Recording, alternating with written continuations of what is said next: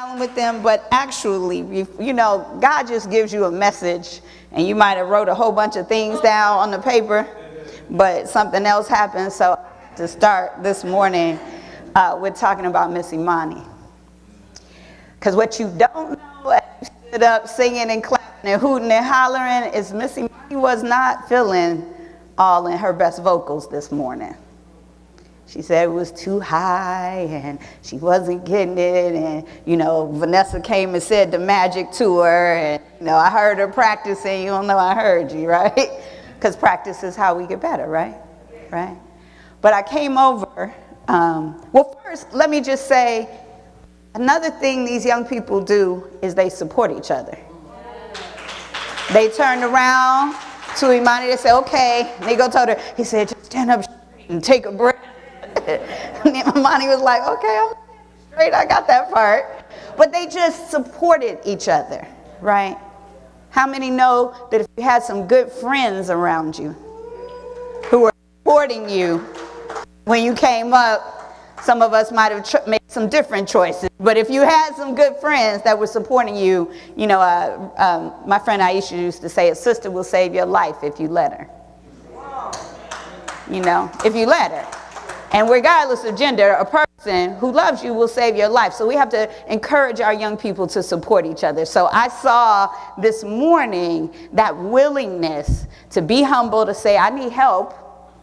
And that support to say, we got you, from her peers and from Vanessa, right? And when I was talking to them beforehand, I just came over and I said, let me just remind you something. It's not you doing it. So wherever any of us are feeling not quite sure that we're up to the task, it's not us doing it. I'm not preaching. I'm not. If you're doing it right, you're not preaching. You're letting it through. You're channeling. Right? You're not singing. Ain't that what I told you? You're not singing. Just let it come through. Right? Just let it come through. That's all we really have to do. The way. Just get out the way. And let God be God, because that creative mind wants to express through us. And so last thing I'm going to say about them is I was asking, Vanessa, you were out of the room, and I said, is it youth chorus or youth choir? And they said, we was kind of hemming and hawing. We said chorus, right? Because, you know, you got to have more people to be a choir. But I'm going to tell you what, y'all sounded like a choir today. We was in here, and you know, you didn't know all of that. That's what's going on behind the scenes. But see, that's what happens. If you lean into what's calling you, nobody knows what happened before. Nobody's concerned with whether you was feeling confident yesterday. They are not checking on all the degrees you think you got to have before you do it, right? Or the outfits you have to wear to the interview. There's something that comes through when you show up at the doctor's office that says something is different here. The possibility is different here. I have a good friend, one of my best friends, has been given the diagnosis of triple negative cancer. Why they call it that? Triple negative. I mean, come on. Whew. But thank God we know something different, don't we? So when everybody started saying, well, this is going to happen to you, and this is going to happen to you, and this is going to happen to you, we said words sound power. Thoughts are things. There's people getting healed from that seed thing every single day. It's doctors scratching their heads. This medicine is not the law. It's not the law. Do we have law? It's a universal spiritual law, and it must produce what I declare. Now, this does not mean, let me just get really clear, that if you have some diagnosis and it hasn't gone away, that you're not praying well enough. That's not what it means. Let's not go there. Sometimes we hurt each other with this thing. I hurt myself. I had a surgery I had to have and wouldn't have it for a whole year because I had to heal myself. And then a practitioner said to me, could the doctor be in the surgeon? I mean, could God be in the surgeon? I said, oh, I forgot about that possibility. So just, you know, just expand your sense of possibility. But just know, there's no mistakes in God. Whatever you did before does not matter. Your good is calling you. And I told Reverend Dereca this morning, I said, it's a good thing God does not call the qualified. that God qualifies the call. It's a good thing, because y'all need to know I didn't show up this morning feeling really qualified. It wasn't just you, Imani. You heard me, right? Saying I needed that prayer. I said, did we pray in yet? And they're like, no. I said, I need some prayer. And that's how it works. When you pray for somebody, if you really know there's only one of us, then who else could we be praying for? Every time somebody comes and asks me for prayer, I'll be like, yeah. Because it's what it's my stuff. Because there's only one. It's always somebody who, practitioners, isn't it always somebody who comes and you're like, ooh, let's both get in on that. So I just want to say, we had a good time last night. I mean, we put the fun in fundraising, didn't we? I mean, we had New Day Funk, we had Noah and Constance just setting it off with all kind of jokes. I said, oh my, we doing it, right? And we raised, I'm told, double what we raised at the last gala. And I think it's important that we pay attention, not just what we raised, but what we raised for, right? We had an incredible video that just had me sitting up straighter. For those of us who brought guests, it was like, I had a woman say to me, wow, I'm so impressed by what this church is doing. Sometimes we can focus so much on what we could be doing, what we're not doing, what we should be doing, that we forget that this is already a light upon the hill in Oakland. This is already a light upon the hill. And wait, it's a light in the flats, because Reverend Dereca said her church wasn't going to be on no hill. It was going to be where you could get the bus to it. Right? It's a light in the flats. And I heard about our giving. And we're going to talk about giving today. Everything from the pounds of food we give out, to the where we give in the prison ministry, to the women, to the youth. We talked about the beautification of the building. I heard about the Tiny Homes Project. We have an amazing project that we're partnered with that is intending to be one of the first, if not the first, tiny homes transitional housing for young people 18 to 25. It's already being built. And let me tell you what the sister who runs it said. She said it could not have been done without East Bay. That's already happening. See, everybody likes a winner. I just want you to know, we gonna have a membership intake soon. You about to join a winning team. You about to join a winning team. It's already good. It's already good. Now, that does not mean that it can't get better, right? Because I have a dream. I have a dream that the lifeblood of this church is the youth and family ministry. Now, you know, a friend of mine says Dr. King had a dream, not a complaint. Right? He wasn't just trying to get off the back of the bus. He saw white children and black children holding hands. Somebody said Sunday is the most segregated day of the week. Not in here.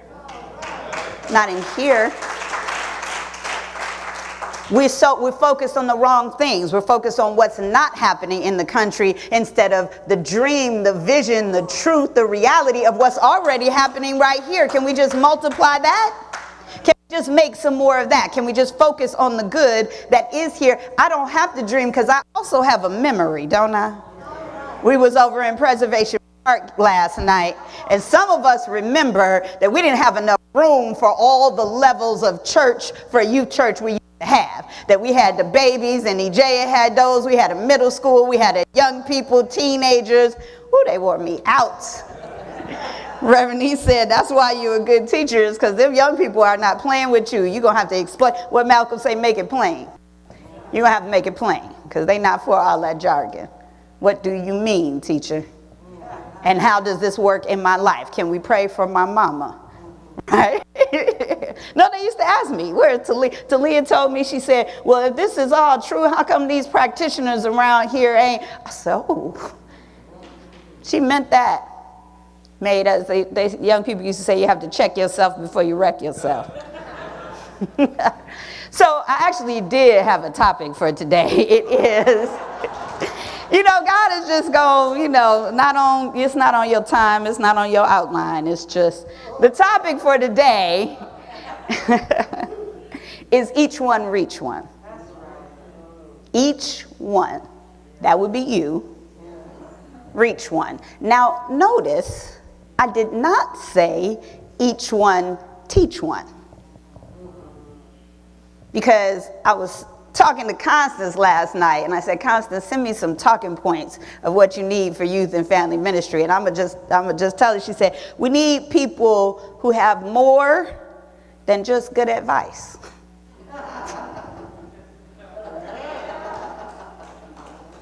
Anybody got some good advice for young people? Just tell the truth. I didn't say you can't have good advice. You got to have good advice, but you also have to have more. That's what the other hand is for. You got to have more. It's service. It's not just good ideas about what other people should do for youth and family. See, I used to be in the leadership team. I know how that is. It's time. The gift of your time, of your tithes, right? I have a dream that we have a building. I don't know where we're going to put it, but I just have a dream that we have a building for youth and family. A whole building.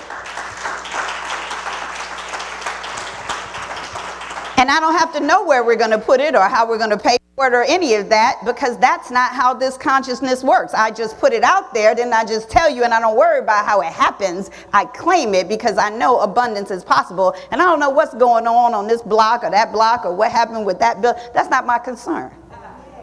Because Reverend E told you the story last time how we got this place. We weren't supposed to have anything that we have. How many people know you weren't supposed to have, if somebody else was to tell it, what you already have?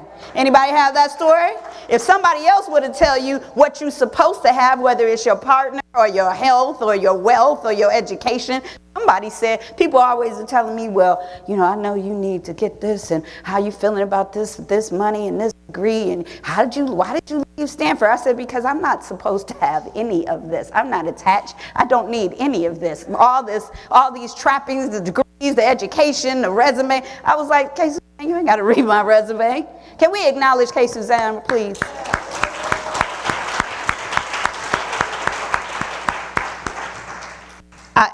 Sometimes I can be a little busy. And so I was like, K. Suzanne, do you need me to go through and she was like, nah, girl, I do this all the time. I said, I appreciate your presence. From the meditation, just your peace and that humility. That's what we need to establish this pulpit here. I come into something prayed up, and I feel that. So thank you for that. So how do we reach one, right? What is it that we need to do? Now, y'all know I like to push. I believe my job is to comfort the afflicted and afflict the comfortable. Let me say that to you again. I believe that my job is to comfort the afflicted and to afflict the comfortable. So if you came in here today with something on your heart, I hope we offer something that touches that. Whether it was just having a lovely day or the prayer or the meditation, that's for you. But if you came in here comfortable and it gets a little uncomfortable, then I'm doing my job. Okay, so we're gonna just call that constructive discomfort. That's one of the little research things I worked on, constructive. So the first thing that we have to do to reach one is listen more than we talk. Woo. I mean, they had that whole thing about 2 ears and 1 mouth, but I swear my mouth go faster than my ears. And Reverend E said, you might want to say less. She didn't say it like that, but I told y'all before in my other talk, she gave me a plaque that says, preach the gospel, use words if necessary. I put it up. It didn't exactly say less on it, but it communicated its point. So, for those of you who want to reach a young person, Say less. Uh-oh. That is not what you thought. I'm going to get you to sign up today to do some service. Oh, shoot now. Yep, I'm calling you out. Come on in. We got to stand up if East Bay raised you. Come on. Come on. Yeah, here we come. Now, these are my grown babies. Freedom, how old are you now? Freedom, how old are you now? 35. Woo! See, my daughter is 25, but Freedom was already grown at 10 when she was born. Purple, everybody over here, all these, introduce yourself right quick. Everybody standing. We got masks on, so I can't see everybody. Come on, say your name. Crystal, how old were you when you came to East Bay? Approximately. 8. How old are you now? 30. Yeah. Come on. Oh, hi. How old were you? 3. How old are you now? 27. Okay. That's all right. You can introduce yourself. We welcoming you. Come on, say your name. You don't have to grow up here. Freedom. Yes, Freedom. I came here when I was about 13.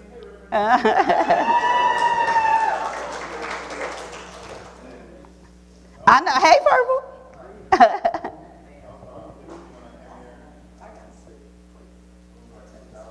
And how old are you now? 37. 37. Y'all can say, oh yeah, ooh, more grown folks. Come on. Yeah. Come on, Miss R. Yeah.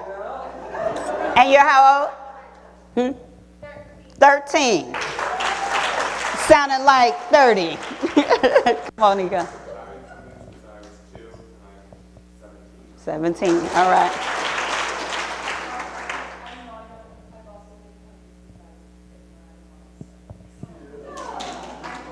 14. Oh, wow. Hey. Wow. And how old do you mind telling us? 23.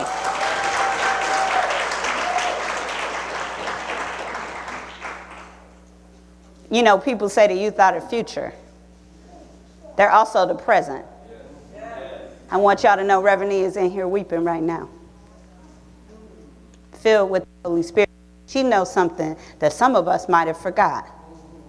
It can get comfortable having your church the way it always was when you're older. You want it the way it always was. But if you want it to last and live forever, you got to make it the way that brings them in here.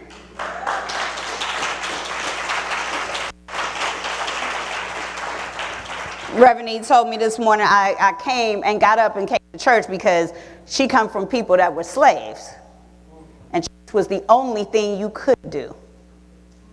Now, I come from people that said, if you want to do anything else, you might want to get to church. Because if you was sick for church, you was sick for ice cream. You understand what I'm saying? If you was too tired to get up that morning, well, then maybe you should stop going out Saturday night. You understand? That say you didn't want to say you was too tired for church, because then somebody would say, oh, well, we can fix that. You stay yourself home on Saturday. Now, you know. And Reverend E said, she said, I don't think we should have events on Saturday night because people don't show up. But I saw y'all tiptoeing in here talking about, oh, I shouldn't have had that craft cocktail. Folks showed up, Reverend E, they did. It's a lot of folks in here that were there last night, so I appreciate that.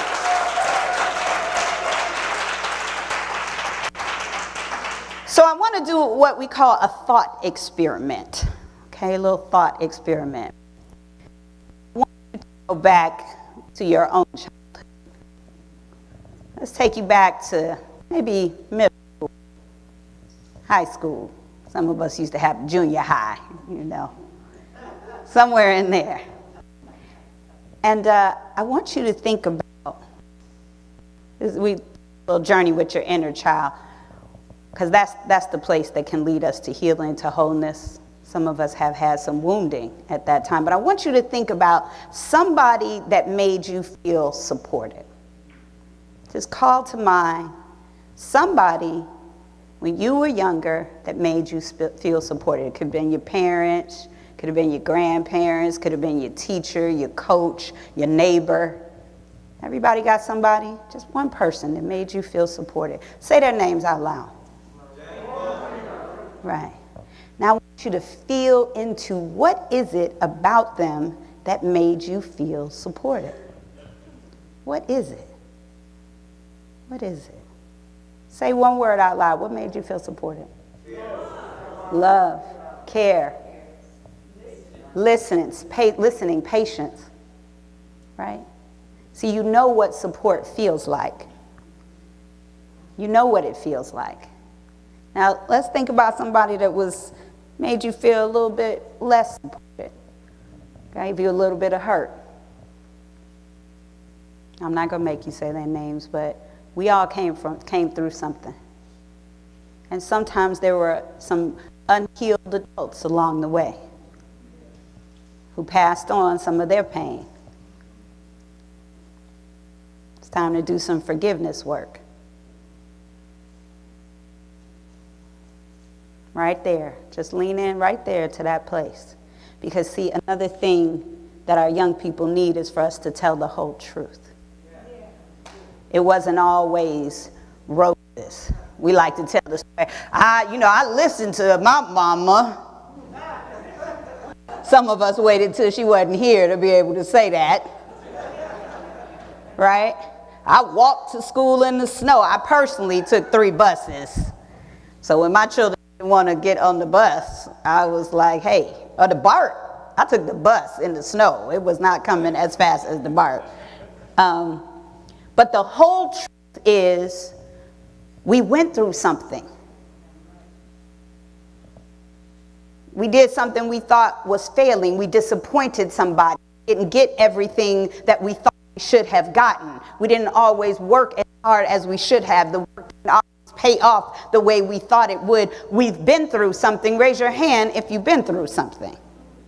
See, now this is the whole truth. And when you tell your children or the young people in the community the whole truth, this trust you in a different way. Because you're not just this alien who don't know nothing about hard times. So when somebody is saying to you, I don't know what to do, you might want to remember that feeling. When somebody is saying to you, you're not listening to me, you might want to remember what it felt like to have somebody not listening to you. When we say those words that hurt, and if you are a human being, you have said some words that hurt. And if you are a parent, you have said more than a couple. Because there's nothing that triggers you more than all that you want for your young people. That's really what it is. It's the belief that I want more for you than what I had. So it is love, but that's not what we teach. See, that's the next principle, is to practice what you preach. I think we should make some copies of that Declaration of Principles and post them next to your child's picture. We might want to just post that up right there, because we believe in the complete emancipation from all discord of every nature, and that this goal is sure to be attained by her. We might be attained. We say sure to be attained. So are you sure? Somebody who is not here, you're going to politely tag them in the video of the service. Do you understand? We have to practice what we preach. We are one. Can I just tell you, we had the Soul Train board last night. Somebody said, who was that? Because I said, if we know Soul Train. We was ready. I was up there on the board, and my little puzzle was, we are one. That means you and the young people you think you have advice for. Some of the most amazing things I learned right here in Youth and Family. And y'all know I spent 19 years working with young people, and a lot of them in Oakland. I learned a lot. I got humbled a lot. I still get canceled sometimes. You know, my children would be listening to this service going,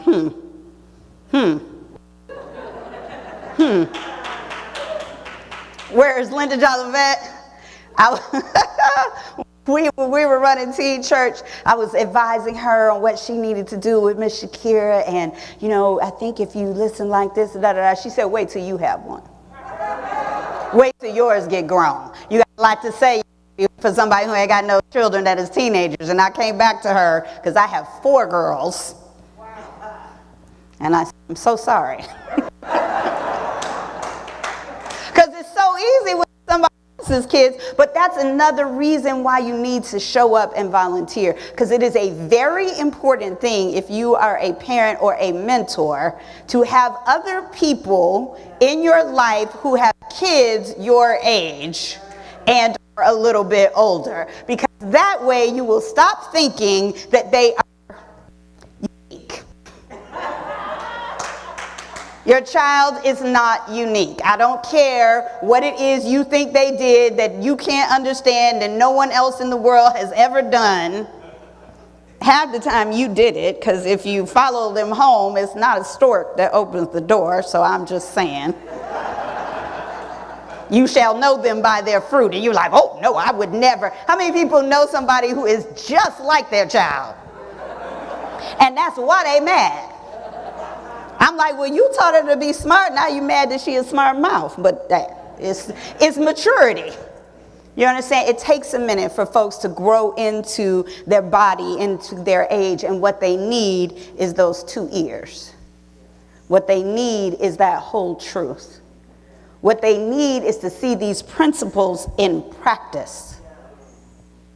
Because this church is about the power of the mind. We teach that thoughts are things. We teach that words are prayers. How many parents sweating right now? I mean, if we was talking about, you know, just the general principle, or if it was a song the choir was singing, we'd be dancing, yes. If we take a class, we're like, yes, thoughts are things. I can manifest that job I want, that house I want. The child, the teenager, the young adult, words are prayers. Woo! That's why we need forgiveness of ourselves. I woke up this morning with my mind stayed on spirit, and I had to, because I made some mistakes yesterday. I know I can't be the only one. And I'm so grateful that I have 4 beautiful grown young women, but I know it is just by the grace of God. These children are not ours. Ernest Holmes said, God did not make God. God just is. This is what is the meaning of when we say I am the I am. God didn't make God. God just, you didn't make these children. But if we as a village show up, right?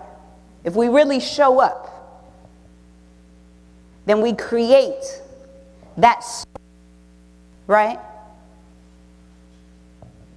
That soil where this seed that God gave us can be nurtured. Where that vision, that thought that we have of perfect mind, perfect fruit. When we hold that vision, that's the seed. We are the soil, right? Where that can happen, and they are the fruit. But it started with a thought. A thought about who are and what was possible. So I just want to, in case Suzanne already knew there was going to be a call to action, I just want you to serve, to give of your time, to give of your tithe, to give of your talents.